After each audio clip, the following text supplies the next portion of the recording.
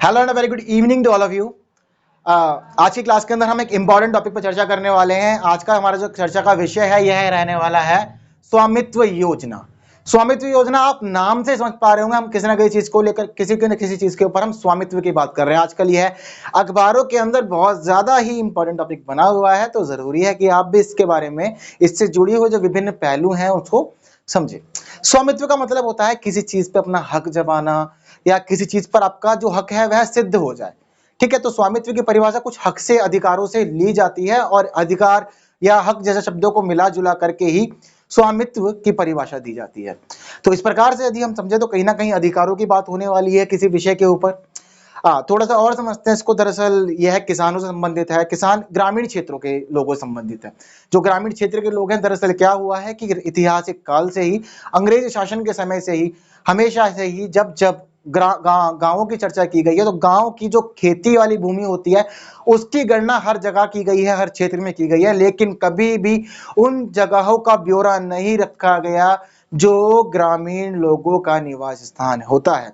यानी कि ग्रामीण लोगों के घरों का, उनके निवास स्थानों का कोई भी अगर हम समझे कि सटीक ब्यौरा कहाँ है, कैसे है, तो इसको लेकर के ना तो कहीं भी सरकार के पास कोई प्रूफ है और ना ही कोई भी इसको लेकर के सटीक पारदर्शिता के साथ कोई भी दस्तावेज नहीं है, आंकड़े नहीं है, कुछ भी नहीं है। तो ऐसी स्थिति में वर्तमान में नरेंद्र मोदी सरकार के द्वारा फैसले लिया गया और यह स्वामित्व योजना लाई गई। और किसको नहीं पसंद कि जहां जिस निवास स्थान पर वह रह रहा है वह निवास स्थान उसी का है, पर उसके पास उसके जुड़े हुए आधिकारिक दस्तावेज नहीं है। तो हर व्यक्ति की इस स्थिति में यही चाहत होती है कि उस प्रॉपर्टी से, संपत्ति से जुड़े हुए जो आधिकारिक दस्तावेज है वह उसके पास हो। सरकार की नजरों में सरकार को भी यह पता हो कि वह संपत्ति किस व्यक्ति से संबंधित है और उस संपत्ति के ऊपर कभी भी भविष्य में किसी भी प्रकार के किसी प्रकार का मतभेद उत्पन्न होना, ठीक है, किसी प्रकार का विवाद उत्पन्न होना या कोई भी व्यक्ति हक जमा ले, इस प्रकार की परिस्थिति उत्पन्न ना हो। तो इस प्रकार की चेष्टा हर व्यक्ति रखता है, तो उसी को लेकर के अभी ये फैसले लिए गए हैं। इसको समझ लेते हैं क्या है। बहुत इंपॉर्टेंट टॉपिक है, बहुत अच्छा टॉपिक है एंड आपके करंट अफेयर को लेकर के बहुत ज्यादा जरूरी है समझना। तो आप जानना चाहते हैं इसके बारे में सब कुछ, तो ऐसी स्थिति में जरूरी है कि इस वीडियो के अंत तक बने रहें, वीडियो पूरी देखें। स्वामित्व योजना को लेकर के हम बात कर रहे हैं। ये स्वामित्व योजना कहां से संबंधित है? मुख्य रूप से यह ग्राम से संबंधित है, गांवों से संबंधित है।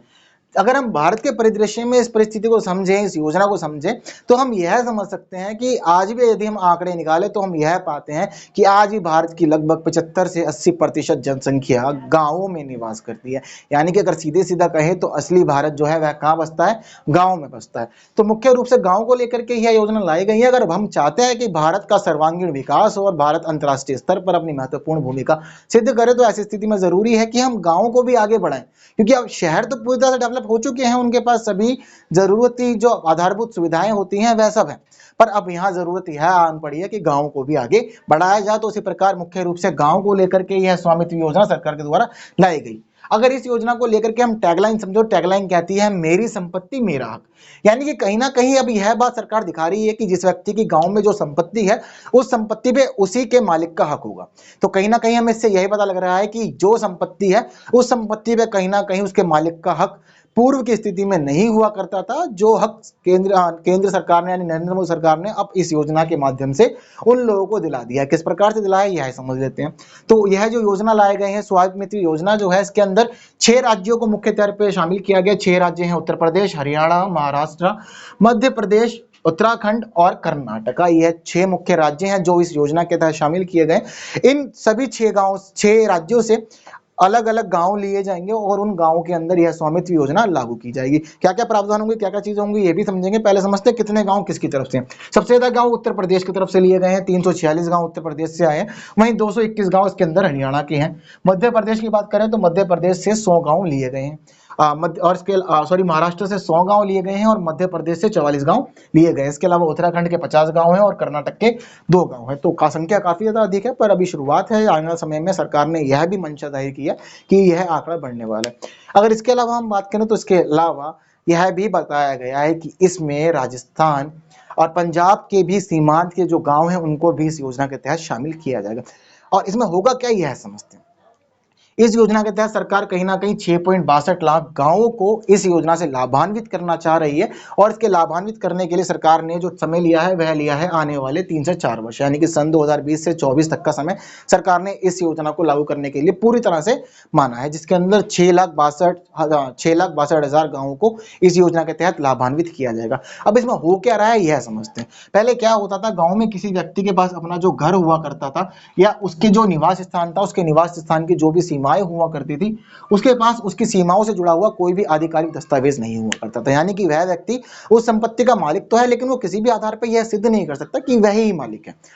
कल जिस समय यह चल रहा था, प्रधानमंत्री स्पीच दे रहे थे, तो उन्होंने कई गांव के लोगों से बात की, तो उन लोगों ने यह भी बताया कि हमारे पास हमारी संपत्ति से जुड़ा हुआ कोई भी दस्तावेज नहीं था, और विवाद की स्थिति में कहीं ना कहीं हम अपने आप को कमजोर समझते थे कि आने वाले समय में कहीं हमारी संपत्ति के ऊपर कोई विवाद उत्पन्न हो गया तो ऐसी स्थिति में हमें अपनी संपत्ति से हक खोना पड़ सकता है। तो ऐसी स्थिति में भी कहीं ना कहीं यह स्थिति लाभान्वित कर रही है लोगों को। तो यहाँ पर क्या किया जा रहा है, जिन लोगों की संपत्ति है उन लोगों की संपत्ति पर उनका अधिकार सिद्ध करने के लिए सरकार ने अब यहाँ पर क्या किया है, संपत्ति कार्ड जारी कर दिए हैं। यानी कि क्या होगा, जिस व्यक्ति की संपत्ति है उसके ऊपर उस व्यक्ति को संपत्ति कार्ड जारी कर दिया जाएगा, जिसके तहत हर व्यक्ति यह प्रूफ कर पाएगा कि कौन सी उसकी संपत्ति है। केवल इतना ही नहीं, वह अपनी सीमाओं के दायरे से भी परिचित होगा कि किसके क्षेत्र में कितनी जमीन आती है।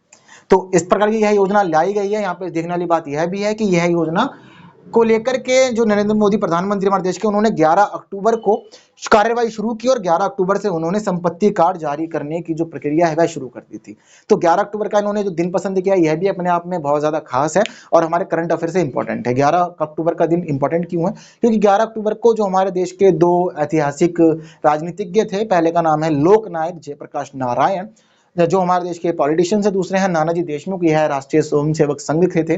तो इन दोनों की ही जयंती थी, तो इन दोनों की जयंती 11 अक्टूबर को थी। तो इनकी जयंती की वजह से ही क्या किया, इस योजना को 11 अक्टूबर को लॉन्च किया गया था। तो इस क्षेत्र में भी कहीं ना कहीं यह टॉपिक एक इंपॉर्टेंट बना हुआ है। आगे की बात करें तो यह योजना लागू कर दी गई सरकार के द्वारा, और इसके तहत जो भी संपत्ति कार्ड जारी किए जाने हैं, संपत्ति कार्ड को जारी करने की जो भी व्यवस्था है, प्रक्रिया है, वो भी सरकार ने अब शुरू कर दी है। पर यह कौन संभाल रहा है काम, यह काम संभाला जा रहा है केंद्र सरकार के पंचायती राज मंत्रालय के द्वारा। यानी कि जो यह पंचायती राज मंत्रालय है, यह पंचायती राज मंत्रालय इस स्वामित्व योजना को लागू करने के लिए नोडल मंत्रालय है। वहीं अगर हम बात करें नोडल विभाग कौन सा है, तो इसका नोडल विभाग है राजस्व भूलेख विभाग। देखो कहीं ना कहीं हम किसकी बात कर रहे हैं, यहाँ भूमियों की बात होने वाली है, किसके क्षेत्र में कितनी भूमि आ रही है, किस भूमि पे किसका अधिकार है। भूमि को लेकर के जब बात होती है तो ऐसी स्थिति में राजस्व भूलेख विभाग को बीच में आना पड़ता है। तो यह स्थिति यहाँ भी बनी हुई है। तो इस काम को यानी कि स्वामित्व योजना को अंजाम देने के लिए राजस्व भूलेख विभाग, यह इसके लिए एक नोडल विभाग नियुक्त कर दिया गया है जो इससे जुड़ी हुई सभी काम देख रहा है। आगे क्या हो रहा है इसके अंदर, तो कहीं ना कहीं भूमियों को लेकर के बात की जा रही है, सारी कार्यवाही की जा रही है। तो सरकार ने चीज अपनी सिद्ध कर दी है। तो यहाँ पर जो लोगों की जमीन है, जमीन की पैमाइश के लिए, उनकी मैपिंग के लिए और जानकारी के पुख्ता सबूत रखने के लिए सरकार ने क्या करा है, ड्रोन सर्वे टेक्नोलॉजी को अपनाया है यहाँ पे। यानी कि यहाँ सरकार क्या कर रही है, ड्रोन को अपनाएगी। ड्रोन सभी एरियाज में जाएगा और वह फुटेज कैप्चर करेगा, वीडियोस कैप्चर करेगा, जिससे पता लग सकेगा कि किस जगह पर घर कितने हैं। दरअसल क्या होता है, एक गांव में बहुत ही कम घर होते हैं, तो कहीं ना कहीं ड्रोन की मदद से इसको लेकर के बहुत ही ज्यादा मदद मिलेगी और ड्रोन क्या करेगा, सब जगह पे आकर कैप्चर कर लेगा। तो इससे कहीं ना कहीं जो भूमि की पैमाइश है, जो लोगों के निवास स्थान की पैमाइश है, वह पता लगेगी, किस जगह पे कितने घर है यह पता लगेंगे। तो इससे कहीं ना कहीं सरकार के पास पुख्ते दस्तावेज आ जाएंगे, सटीक आंकड़े होंगे। जब यह ड्रोन सर्वे तकनीक के माध्यम से सभी आंकड़े इकट्ठे कर लिए जाएंगे, उसके बाद संपत्ति की मैपिंग की जाएगी। देखो हर जगह पे मैपिंग होना बहुत ज्यादा जरूरी है। अगर हम शहरों में समझे, जैसे कि हमारे दिल्ली है, दिल्ली में हर एक चीज की मैपिंग है। आप अगर सैटेलाइट को यूज करें तो ऐसी स्थिति में सैटेलाइट इमेजेस को आप देखेंगे तो आपको पता लगेगा कहाँ पे कौन सी गली है, कौन सी गली कितनी ज्यादा लंबी है, कितनी चौड़ी है, और कहाँ से सड़कें निकल रही हैं, कहाँ स्कूल है, कहाँ होटल है। इस प्रकार की चीजें हम गूगल मैप्स के माध्यम से, सैटेलाइट के माध्यम से देख पाते हैं। लेकिन अगर हम गाँव के माध्यम से, गाँव के अंदर यह चीजें सर्च करें तो हम यह नहीं खोज सकते। तो ऐसी स्थिति में सरकार ने क्या करा कि जो डाटा इकट्ठा होगा वह डाटा इकट्ठा होगा ड्रोन सर्वे टेक्निक के माध्यम से। इसके अलावा उसके बाद क्या किया जाएगा, संपत्ति की मैपिंग की जाएगी। यानी कि सभी को मैप के माध्यम से दर्शाया जाएगा और व्यवस्थित आंकड़े जो इकट्ठे होंगे उनको अच्छे से व्यवस्थित सरकार करेगी। तो इसके बाद क्या होगा, अभी सरकार ने काम शुरू कर दिया है लोगों को संपत्ति कार्ड देने का, लेकिन अभी लोगों को संपत्ति कार्ड दिए जा रहे हैं यह वर्चुअल दिया है, यानी ऑनलाइन प्रोवाइड किए जा रहे हैं। तो इसके लिए सरकार ने अभी एक समय भी लिया हुआ है। जब यह समय पूरा हो जाएगा तो उसके बाद इसके जो मूल जो कार्ड होंगे, यानी कि जो ओरिजिनल कार्ड्स होंगे, वह ओरिजिनल कार्ड सरकार क्या करेगी, राज्य सरकार उन सभी लोगों को प्रोवाइड करेगी। यानी कि राज्य सरकार के ऊपर जिम्मेदारी डाल दी गई है कि राज्य सरकार जो जो लोग वेबसाइट पर रजिस्ट्रेशन करें, वेबसाइट पर अपनी इंफॉर्मेशन जारी करें, उसको लेकर के जो भी प्रूफ है, जो भी संपत्ति कार्ड है, उसका जो भौतिक रूप है, उसका भौतिक रूप को क्या करे, राज्य सरकार उन लोगों को जारी करेगी, उन तक पहुंचाएगी। साथ ही साथ यहाँ पे देखने वाली बात यह है कि यह जो योजना है, यह ग्राम पंचायत विकास योजना का एक भाग है।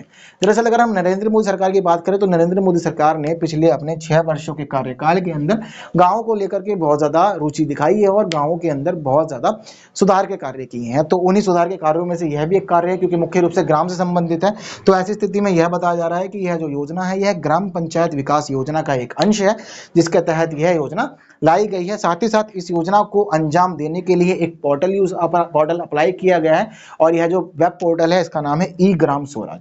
तो जो भी लोग इस योजना का लाभ लेने के लिए इच्छुक होंगे, वह सभी लोग ई ग्राम स्वराज पोर्टल पे जाकर के रजिस्ट्रेशन कर सकते हैं और अपने जो भी जरूरी जानकारी है वह वहां प्रोवाइड कर सकते हैं। उसके बाद उन लोगों को उनकी संपत्ति का कार्ड जो होगा वह प्रोवाइड कर दिया जाएगा। तो इस प्रकार की यह जो योजना है सरकार के द्वारा लाई गई है, कहीं ना कहीं इसे बहुत महत्वपूर्ण कदम माना जा रहा है। ग्रामीण क्षेत्रों के अंदर बहुत ज्यादा महत्वपूर्ण कदम माना जा रहा है, और कहीं ना कहीं जो हमारे विशेषज्ञ हैं वह यह भी बता रहे हैं कि कहीं ना कहीं इस प्रकार की योजना का आना बहुत ज्यादा जरूरी था, और जिस प्रकार से ये योजना आ गई है तो इससे बहुत सारे लाभ होने की उम्मीदें भी हैं। तो यह सभी चीजें अगर हम बात करें तो पिछले बीते समय में, यानी कि 24 अप्रैल 2020 को प्रधानमंत्री नरेंद्र मोदी ने घोषणा कर दी थी कि वह इस प्रकार के किसी कार्य को अंजाम देने वाले हैं। तो अब 11 अक्टूबर को उन्होंने इस कार्य को अंजाम दे दिया है। अगर हम बात करें इसकी घोषणा कब हुई थी, तो घोषणा हुई थी 24 अप्रैल 2020 को, लेकिन यह योजना लागू कब से हुई, कार्यान्वित कब से हुई, तो उसके लिए आपको यूज करना है अक्टूबर 11 2020। तो यह दो डेट भी याद रखिएगा, अक्टूबर 11 को क्यों आया यह योजना, इसके लिए भी हमारे पास फैक्ट है कि भाई उस दिन क्या था, लोकनायक जयप्रकाश नारायण और नानाजी देशमुख दोनों की जयंती थी, तो इसलिए ही इस योजना को 11 अक्टूबर को लागू किया गया था। जिन मुख्य 6 राज्यों के अंदर इस योजना को लागू किया जा रहा है वह भी याद रखिएगा, उत्तर प्रदेश, हरियाणा, महाराष्ट्र, मध्य प्रदेश, उत्तराखंड और कर्नाटका। यह मुख्य 6 राज्य हैं जो प्रत्यक्ष रूप से लाभान्वित हो रहे हैं। साथ ही सरकार ने अभी यह भी बताया कि शुरुआत में इस योजना से 1 लाख लोगों को लाभान्वित किया जाएगा, लेकिन आने वाले समय में यानी कि 3 से 4 साल के दरमियान 6,62,000 गांवों को इस योजना के तहत लाभान्वित करने का प्रयास सरकार के द्वारा किया जाने वाला है। तो कहीं ना कहीं बहुत महत्वपूर्ण कदम माना जा रहा है, केंद्र सरकार की तरफ से बहुत ज्यादा इंपॉर्टेंट कदम भी माना जा रहा है, जरूरी ही था बहुत ज्यादा आना ये तो। लेकिन कहीं ना कहीं जो भी कोई चीज आती है तो कुछ ना कुछ उद्देश्यों को लेकर के आती है और कुछ ना कुछ लाभों को भी साथ ही लेकर चलती है। तो चलिए अब बात कर लेते हैं इसके उद्देश्यों और लाभों को लेकर के। तो सरकार ने इसको लेकर के क्या क्या लाभ गिनाए हैं वह समझ लेते हैं। देखो बहुत सारे लाभों की तो बात हम तक कर भी चुके हैं, तो अब लाभ क्या है वह समझते हैं। जो संपत्ति का मालिक है उसको अब आधिकारिक रूप से यानी कि ऑफिशियल रूप से उसको अपना मालिकाना हक मिल जाएगा। यानी कि हम अब तक बात कर चुके हैं कि यह योजना उन लोगों के लिए जिनके पास संपत्ति भी है, वह संपत्ति के मालिक भी है, लेकिन उनके पास कोई भी आधिकारिक दस्तावेज नहीं है जिसके माध्यम से वह यह सिद्ध कर सके कि वह संपत्ति उसी की है। तो कुछ ना कुछ औपचारिकता होना जरूरी भी है, वह औपचारिकता अब इस प्रक्रिया के माध्यम से की जाएगी, जिसके अंदर उन सभी लोगों को मालिकाना हक दिलाए जाने के लिए संपत्ति कार्ड जारी किए जाएंगे, और संपत्ति कार्ड के माध्यम से वह लोग अपनी संपत्ति पर अपना अधिकार सिद्ध कर सकते हैं। तो कहीं ना कहीं बहुत ज्यादा इंपॉर्टेंट यह माना जा रहा है कि लोगों को मालिकाना हक मिल रहा है, इसलिए यह जरूरी है। वहीं दूसरी बात जो केंद्र सरकार ने सिद्ध की है, हम शहरों में यह देखते हैं कि बहुत सारे लोग क्या करते हैं, वह अपनी प्रॉपर्टी के ऊपर लोन लेते हैं, फिर वह उनको किसी प्रकार की जरूरत हो, वह जरूरत वह ही जानते हो, वह किसी के लिए भी ले सकते हैं। तो इस प्रकार से सरकार ने यहाँ पे यह भी प्रूफ कर दिया है कि जो गांव के लोग हैं जिनकी संपत्ति इसके ऊपर रजिस्टर हो जाएगी, यानी जिन लोगों को अब संपत्ति कार्ड मिल जाएंगे, वह लोग उस संपत्ति कार्ड के माध्यम से बैंक से ऋण भी ले सकते हैं। अच्छे खासे लोन उनको प्रोवाइड किए जाएंगे, जिस लोन को लेकर के वह अपने विकास के कार्य भी कर सकते हैं। अब तक ऐसा नहीं था क्योंकि उनके पास कोई दस्तावेज ही नहीं था। बैंक हमेशा क्या मांगता है, प्रूफ मांगता है कि यह प्रॉपर्टी आपकी, आप पहले कम से कम प्रूफ तो करें, हम उसके बाद देखेंगे कि इसके हिसाब से क्या लोन आपको मिल सकता है। तो पहले तो ये प्रूफ ही नहीं कर पाते, तो अब यह प्रूफ कर पाएंगे कि वह प्रॉपर्टी उनकी है, जिसके माध्यम से वह बैंकों से लोन भी उठाने के योग्य बना दिए गए हैं। तो कहीं ना कहीं बहुत महत्वपूर्ण है, मालिकाना हक मिल रहा है और वह लोन लेने योग्य भी हो गए हैं, लोन ले सकते हैं। साथ ही अब विवाद को खत्म कर दिया है सरकार ने। पहले जो ये ग्रामीण जो लोग थे, इनको क्या था, कहीं ना कहीं इनको उम्मीद रहती थी कि कोई आकर के, कोई जो ताकतवर व्यक्ति है, समाज का मजबूत व्यक्ति है, वह आकर के हमारी संपत्ति पे कब्जा कर लेगा, हमें घर से बाहर निकाल देगा, या अगर कभी विवाद उत्पन्न होता है तो विवाद उत्पन्न होने की स्थिति में हमें अपनी संपत्ति से अपना अधिकार खोना पड़ सकता है, क्योंकि हमारे पास कोई दस्तावेज नहीं है। तो यहाँ पर क्या है, सरकार ने विवाद खत्म कर दिया। सरकार क्या करेगी, अब संपत्ति कार्ड मिल जाएंगे, संपत्ति कार्ड मिल गया तो ऐसी स्थिति में अब क्या होगा, अब उस संपत्ति कार्ड के माध्यम से सरकार को यह पता होगा कि कौन सी प्रॉपर्टी किसकी है, और अगर ऐसी स्थिति में विवाद उत्पन्न होता भी है तो विवाद का फैसला किसके माध्यम से होगा, संपत्ति कार्डों के माध्यम से विवाद का फैसला कर दिया जाएगा। जिसके पास संपत्ति कार्ड है वही उसकी संपत्ति है। अगली बात, बिचौलियों की भूमिका खत्म कर दी है। अगर कहीं ना कहीं सरकार कहती है कि अगर इस योजना के अलावा कोई और योजना आती या वहां के लोगों को काम दिया जाता मैपिंग के लिए या जानकारी लेने के लिए, तो कहीं ना कहीं बिचौलिए महत्वपूर्ण भूमिका निभा सकते थे, बिचौलियों की महत्वपूर्ण भूमिका होती। तो सरकार ने क्या करा, ग्रामीण लोगों के और सरकार के माध्यम से सबको हटाई दिया, यानी कि प्रत्यक्ष संबंध स्थापित कर दिया है। वेबसाइट के माध्यम से जो ग्रामीण लोग हैं, ग्रामीण लोगों का सरकार से अब प्रत्यक्ष लिखूंगा, आप डायरेक्ट अपनी जानकारियां सरकार को प्रोवाइड करें, और सरकार की अब जो भी जानकारी, सरकारी तरफ से जो भी संपत्ति कार्ड आएगा वह भी आपको डायरेक्ट मिल जाएगा। इसमें एक चीज और है, मैं आपको बता देता हूँ, जो भी व्यक्ति वेबसाइट पर रजिस्टर कर देगा उन सभी व्यक्तियों को ईमेल के माध्यम से और एसएमएस के माध्यम से एक लिंक भेजा जाएगा। जब वह उस लिंक पे खोलेंगे तो उस लिंक को खोलने के बाद वह अपना यूजर आईडी पासवर्ड वगैरह एंटर करते हैं, तो ऐसी स्थिति में वह लोग अपना संपत्ति कार्ड ऑनलाइन भी डाउनलोड कर सकते हैं। इस प्रकार की व्यवस्था भी सरकार ने की है। तो कहीं ना कहीं बहुत सारे जो मध्यस्थ के लोग थे उन सभी की भूमिका भी सरकार ने यहाँ खत्म कर दी है। साथ ही इसके अलावा क्या हो, जमीनों की ऑनलाइन देख रेख हो जाएगी, यानी कि अब जो यह ग्रामीण लोग हैं, यह लोग क्या करेंगे, यह लोग अपनी संपत्ति को लेकर के सुरक्षित महसूस करेंगे, सहज महसूस करेंगे, क्योंकि इनकी जो जमीनें हैं, जो संपत्ति है, उसकी देखरेख कैसे हो रही है, ऑनलाइन देखरेख हो रही है, यानी कि सरकार नजर रखेगी, क्योंकि सरकार को पता है भाई जिसके नाम पे संपत्ति कार्ड है वह संपत्ति उसी व्यक्ति की है। तो ऐसी स्थिति में व्यक्ति निश्चिंत होकर के अपने अन्य काम कर सकता है, क्योंकि वह संपत्ति कार्ड अधिकारी है, अब तो संपत्ति कार्ड उसको मिल चुका है। तो ऐसी स्थिति में सरकार को पता है कि कौन सी प्रॉपर्टी किस व्यक्ति की है, तो ऐसी स्थिति में सरकार की नजरों में सारा डाटा अब स्पष्ट है। तो व्यवस्था के अंदर कहीं ना कहीं बहुत ज्यादा पारदर्शिता आ गई है। सरकार अपने गांव के डाटा को लेकर के बहुत ज्यादा क्लियर हो जाएगी, उसको पता होगा कितने घर हैं, कितने लोग रहते हैं, किसकी कितनी संपत्ति है, कितने दायरे में फैली हुई है, ऐसी कोई भी जानकारी होगी, ये सभी जानकारी अब सरकार को क्लियर हो जाएंगी। अगली बात है मैपिंग को लेकर के। देखो मैपिंग कहीं ना कहीं बहुत ज्यादा जरूरी होता है, मैं पहले बता चुका हूँ। तो मैपिंग को लेकर के महत्वपूर्ण कदम माना जा रहा है। ड्रोन के माध्यम से सारे आंकड़े कलेक्ट किए जाएंगे, जब सारे आंकड़े कलेक्ट हो जाएंगे तो उसके बाद उनको मैपिंग के माध्यम से दर्शाया भी जाएगा। तो देखरेख और पारदर्शिता के कदम के लिए भी महत्वपूर्ण कदम इसको माना जाएगा। इसके अलावा सटीक लैंड रिकॉर्ड होगा सरकार के पास में। मैं आपको बता चुका हूँ कि क्या होता था, सरकार के पास यह तो रिकॉर्ड होता था कि कितने खेत हैं, कितने बीघे में हैं, कितने क्षेत्र में फैले हुए हैं, लेकिन सरकार को वास्तव में यह नहीं पता होता था कि वहां पर कितने घर हैं, घर कितने क्षेत्र में फैले हुए हैं, किसके पास कितनी संपत्ति है और दरअसल वह संपत्ति है किसके नाम पर। तो ऐसी स्थिति में सरकार के पास क्या होगा, गाँव के अंदर जो घर होंगे, जिसकी संपत्ति होगी, जितना क्षेत्रफल होगा, इससे जुड़ी हुई सभी जो चीजें होंगी उसको लेकर के सरकार के पास रिकॉर्ड होगा। यानी कि सरकार क्या रखेगी, अब गाँव की संपत्ति से जुड़े हुए सटीक लैंड रिकॉर्ड अपने पास अब रखेगी। इसके अलावा क्या होगा, सर्वे किया जाएगा, बहुत सारा इंफ्रास्ट्रक्चर के माध्यम से सर्वे किया जाएगा। सर्वे समय समय पे होता है, हम देखते हैं कि देश में हमारा सर्वे किया जाता है, तो सर्वे होगा, इंफ्रास्ट्रक्चर को लेकर सर्वे होगा। साथ ही सरकार के माध्यम से सरकार ने यहाँ पर GIS टेक्नोलॉजी को अप्लाई करने का भी सोचा हुआ है। इसके अंदर GIS क्या होता है, ग्लोबल इंफॉर्मेशन सिस्टम होता है। यहाँ पे क्या होता है, भूमि की जानकारियां का आदान प्रदान चलता है पूरे सिस्टम के माध्यम से, जो बहुत ज्यादा सरलता से होता है और सब चीजें डिजिटल रहती हैं बहुत ज्यादा इसके अंदर। इसके अलावा हम बात कर रहे हैं अंत में डिजिटलाइजेशन को लेकर के, तो इसमें दो महत्वपूर्ण चीजें और होने वाले जो कहीं ना कहीं समझने की बात है, दिखेंगी नहीं पर है। पहली बात तो डिजिटलाइजेशन हो रहा है, डिजिटलाइजेशन को लेकर के सरकार बहुत ज्यादा महत्वपूर्ण कदम उठा रही है। डिजिटलाइजेशन क्यों है भाई, ड्रोन के माध्यम से सारी कार्रवाई हो रही है, डिजिटल है अपने आप में, नई तकनीक आई हुई है, प्लस मैपिंग होगी। लोगों को जो अप्लाई करना है वह वेबसाइट पे अप्लाई करना है, ग्राम स्वराज पोर्टल की वेबसाइट पे, और लोगों को जो संपत्ति कार्ड भी शुरू में मिल रहे हैं वह भी कैसे मिल रहे हैं, वर्चुअल मिल रहे हैं। यानी कि आपके पास मैसेज आएगा, आप उस लिंक को खोलें और अपना संपत्ति कार्ड भी डाउनलोड कर लें। तो कहीं ना कहीं डिजिटलाइजेशन किया जा रहा है, गाँवों को लेकर भी गाँवों को जोड़ा जा रहा है डिजिटलाइजेशन के क्षेत्र में, जो कहीं ना कहीं महत्वपूर्ण है, जरूरी है और कहीं ना कहीं भारत के विकास में योगदान देगा। इसके अलावा अगर हम दूसरी महत्वपूर्ण बात करें तो यह एक महत्वपूर्ण बात आत्मनिर्भर भारत को लेकर के भी है। हम देखते हैं कि लगातार हमारी सरकार क्या कर रही है, हमारी सरकार कह रही है कि भाई आत्मनिर्भरता को बढ़ावा देना है, आत्मनिर्भरता को बढ़ाना है, साथ ही साथ क्या करना है, भारत को आत्मनिर्भर बनाना है सभी क्षेत्रों के अंदर। तो यहाँ पर एक आत्मनिर्भरता को लेकर के भी यह एक महत्वपूर्ण कदम माना जा रहा है, क्योंकि यहाँ क्या हो रहा है, किसान जो अब तक इस कश्मकश में फंसे रहते थे अपनी भूमि को लेकर के, संपत्ति को लेकर के, उनकी कश्मकश खत्म हो जाएगी। तो कहीं ना कहीं वो आत्मनिर्भर है, वह अपनी संपत्ति पर ऋण ले सकते हैं, वह अपनी संपत्ति बेच सकते हैं, अपनी संपत्तियों का उचित दाम भी वह लगा सकते हैं। यह सभी काम वह लोग बड़ी अच्छी तरह से कर सकते हैं।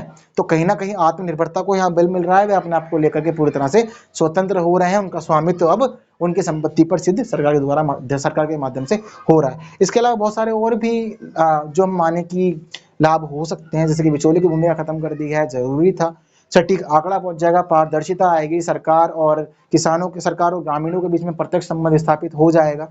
तो बहुत अच्छे काम हो रहे हैं, बहुत जरूरी काम हो रहे हैं। तो इन सभी लाभों को भी याद रखिएगा, आपके परीक्षा से संबंध में बहुत ज्यादा जरूरी यह भी है। बाकी इसके अलावा अगर हम यह चर्चा करें कि यहाँ से किस प्रकार के प्रश्न बन सकते हैं, तो यहाँ से प्रश्न बन सकता है कि योजना की घोषणा कब की गई थी। अभी पिछले एक एग्जाम था, उसके अंदर बात की गई थी कि जो हमारे स्वच्छ भारत अभियान की योजना है, उसको घोषणा कब की गई थी। घोषणा को लेकर के प्रश्न आता है। तो दो तरह के प्रश्न यहाँ से बन सकते हैं, घोषणा को लेकर के कि घोषणा कब हुई थी, दूसरी बात यह योजना जो है, यह योजना लागू कब की गई थी। वहीं इसके अलावा बात यह हो सकती है कि 11 अक्टूबर ही दिन क्यों चूज किया गया था, कौन कौन से 6 पहले जो राज्य हैं जिसको शामिल किया गया था इसके अंदर, या इन 6 राज्यों में सबसे ज्यादा गांव किस राज्य से लिए गए थे। इस प्रकार के प्रश्न यहाँ से बड़ी अच्छी तरह से बन सकते हैं। इसके अलावा कौन सी टेक्निक यूज हो रही है, यहाँ पर ड्रोन सर्वे टेक्नोलॉजी का इस्तेमाल हो रहा है, याद रखिएगा इसीलिए। और इसके अलावा भी हो सकता है कि किसानों को क्या क्या फायदा मिलेगा। हाल ही में एक एग्जाम में यह क्वेश्चन आया था कि किसान क्रेडिट कार्ड से किसानों को किस प्रकार के लाभ पहुंच रहे हैं या पहुंच सकते हैं। तो उसको लेकर के ऑप्शन पूछा, आपसे यह पूछ सकता है कि जो स्वामित्व योजना है, इससे ग्रामीणों को किस प्रकार के लाभ होने की उम्मीद है। तो आपको ऑप्शन दे देगा, पूछ लेगा कितने हो सकते हैं। तो इस प्रकार का आंसर अब आप देने में पूरी तरह सक्षम है, आप चीजों को जान गए हैं, आपको सभी चीजें पता लग गई हैं। तो बाकी वीडियो लाइक करें, बाकी लोगों तक शेयर करें, इस प्रकार की जानकारी बाकी लोगों तक भी पहुंचाएं, क्योंकि यह जरूरी है। और इस प्रकार की वीडियो देखने के लिए हमारे चैनल में बने रहें, चैनल सब्सक्राइब कर दीजिए, साथ वाला बेल आइकन जो है वह भी जरूर दबाएं। एंड बाकी फिर मिलते हैं अगली वीडियो में, तब तक के लिए विदा दीजिए and thank you so much for watching this video.